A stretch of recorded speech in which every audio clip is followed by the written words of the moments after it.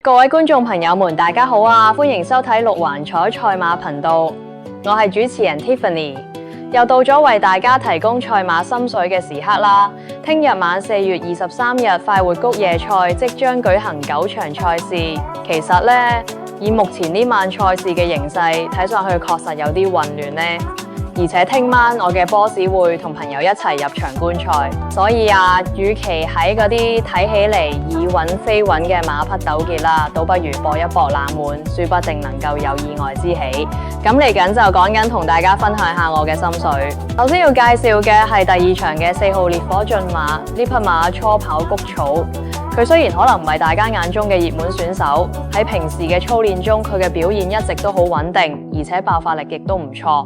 喺呢場形勢混亂嘅比賽中，佢或許能憑藉住自己嘅韌性同埋爆發力突出重圍，取得唔錯嘅成績。再嚟講下另一匹我好睇好嘅馬，咁就係由輝哥殺手奧爾文策騎嘅馬。喺第4場嘅9號珊珊勝利，奧爾文喺香港策騎嗰可謂漸趨穩定，佢對馬匹嘅掌控能力好強。而珊珊勝利呢匹馬呢，佢嘅前速好出色，之前嘅比賽入邊亦都有過亮眼嘅表現。今次有奧爾文嘅助力，我相信佢一定能夠喺第4場比賽入邊大放異彩。既然介紹得輝哥嘅2匹馬，自然練馬師王都順便介紹埋輝哥，再加埋方嘉柏，相信有可觀嘅回報率。